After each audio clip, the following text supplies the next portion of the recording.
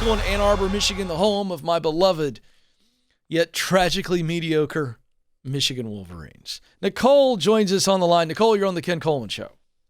Hi, Ken. It's so nice to talk to you today. Nice to talk to you. What's going on? So, a little bit about me. My husband and I are in baby step 6. We are pretty responsible with everything, but I'm being faced with an issue at work that is jeopardizing my conscience. Okay. And so I work for the VA system. Mm-hmm. I've worked for the VA for about 7 years. I work in the laboratory running blood work, COVID testing, all of that stuff. And it's been an interesting year and a half with everything that's been going on, obviously. But over the last 6 months, I had accepted a promotion that I worked very hard to get to be in a leadership role within the laboratory. Mm-hmm. And it's come with a significant pay increase and all of that good stuff. But along with it has also come an extreme amount of stress.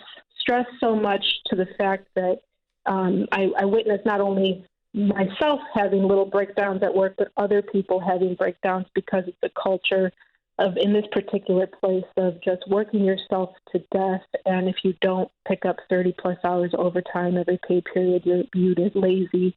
Lots of things going on. So I had been looking into removing myself, not just from that lab, but from healthcare in general. And I've been weighing some of my options. Now, very recently, the government came out and said for all VA workers, you're going to be mandated to get the COVID vaccine or be faced with penalties and or termination. Mm-hmm. Now, I'm not looking for, should I, shouldn't I? It's on my heart to not get the vaccine. And my husband has a variable income. He makes good money, but my paycheck is always the consistent one. Mm-hmm. I personally, for my part of what I bring to the table, I'm making $82,000 a year. Mm-hmm. And so I feel like I'm at a point where, since I'm not interested in getting the vaccine, it's written in stone. Yeah. I don't have a future there. Yeah.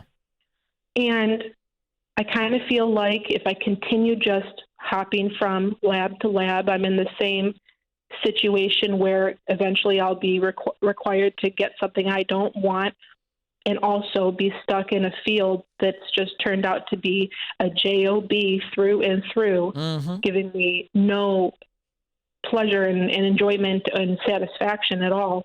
And I'm just kind of wondering, for a person like myself who's spent years having this this specialized skill and medical training, how do you even begin to think about leaving the medical field to do something else? It just feels like such an overwhelming thing to me. Yeah. So you need to simplify it. It is overwhelming when you allow your brain to bounce from fear to doubt to pride, back through all the things. And what happens is you throw in a bunch of, potential regulations like this COVID vaccine. And if I go here and there, you get all this stuff and it becomes really, really frightening because of all the things. So what we have to do is we simplify it. So here's the reality. Let's for a moment, let's take the medical field out of the equation if this is possible. I think it is, but go with me for a minute. If it's not, we'll come back, okay? So if we take the medical field out of the equation, you're really good at what kind of work? Things that are very detail-oriented, mm-hmm. things that require high levels of organization, mm-hmm. things that are good with processes and systems. I feel like I have always had strong leadership skills, and I love teaching. Like, I've taught so many interns and things, and that's always has spoken to me. I've owned small businesses in the past, but it's always ended up just being something that was an expensive hobby. So I've also been exploring what things. All right, hold on. You got ahead of me. You got way ahead of me. No, it's okay. It's okay.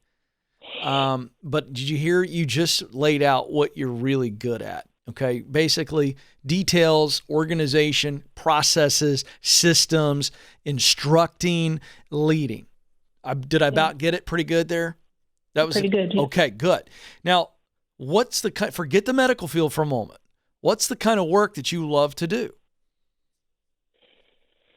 I already know the answer. Let me help you. Yeah. Everything you said you were good at, you also really love doing. You really enjoy analyzing and advising, planning, researching, solving, teaching. Did I get that list pretty good? Yes, absolutely. Okay. But and then the results that matter most to you. So I just went through talent and passion. And based on what I heard, the number one driving, motivating result for you in your work is efficiency. If it's got order and excellence tied up really nice and neat around your work, that makes you feel really good. Am I right? 100%. I cannot stand chaos. Yeah. And I also would throw in there a secondary. I bet you would score pretty good in the influence mission area as well, because you love influencing people, correct? Yeah, correct. And I'll bet you'd score really high on solution. 100%. All right.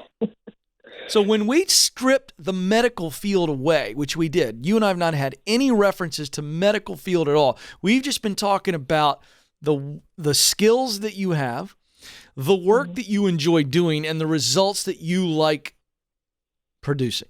That's all we've done. When you hear it back, could you do that outside of the medical field, what you just described? Yeah. Abso-freaking-lutely. No, don't go, I know what you're about ready to say. But I just have never done it, Ken. I just don't know many people outside of it. I about got that right, too? Well, I think what pops into my head is, what in the world could I apply it to? Because in my head, it's just, you have this tunnel vision of what you went to school for and you trained for. Stop. I just blew that up, did I not?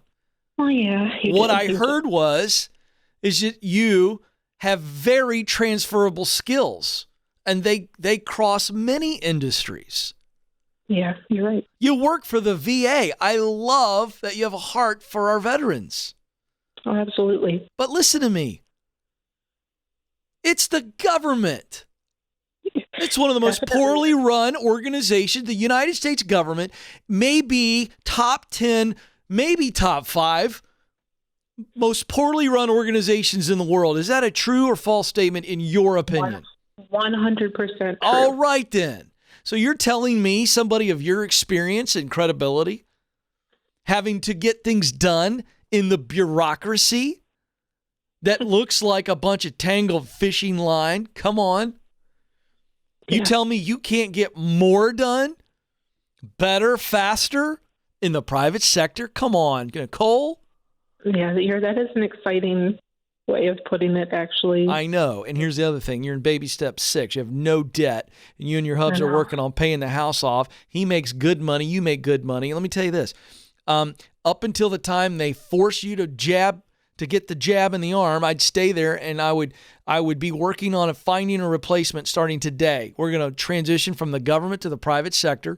Could be healthcare, doesn't have to be in a lab. If you feel like a healthcare company is going to make you get the jab, then you go, maybe you work in manufacturing, maybe you work in the automotive industry, maybe you work in technology. I don't care. You have so much to offer. I'm going to give you my number one best-selling book, The Proximity Principle, which is all about the art of connections. Okay. It's for somebody who knows what they want to do, and you know what you want to do. I do. All right. I do. All right, now listen. So I'm going to do 2 things for her. I want to give her the Proximity Principle, which is about connection, so that she realizes how to shake her tree. And then I'm also going to go ahead and give her, it's not even out yet, but next Monday, From Paycheck to Purpose, my new book goes on order of pre-sale. You're going to be the first person to get it, because it's really for anybody who's in the 7 stages. And you're really about ready to get started in a different industry. And then you're going to get promoted, and then you're going to get the dream job, and you're going to spend the rest of your time giving yourself away. So I'm giving you 2 books today. You hear me? Thank you, Ken. Now, do I hear some emotion there? Well, yeah, 100%, because... Yeah, you're free. You feel free. Yeah, you feel free. And don't let Empower. anybody tell you that you got to take the vaccine. You can tell them to go pound sand. So let's come up with a plan. Let's come up with a plan and let's move forward. You have every connection that you need. You just got to find them. And I'm giving you the manual on how to use connections to turn into opportunities.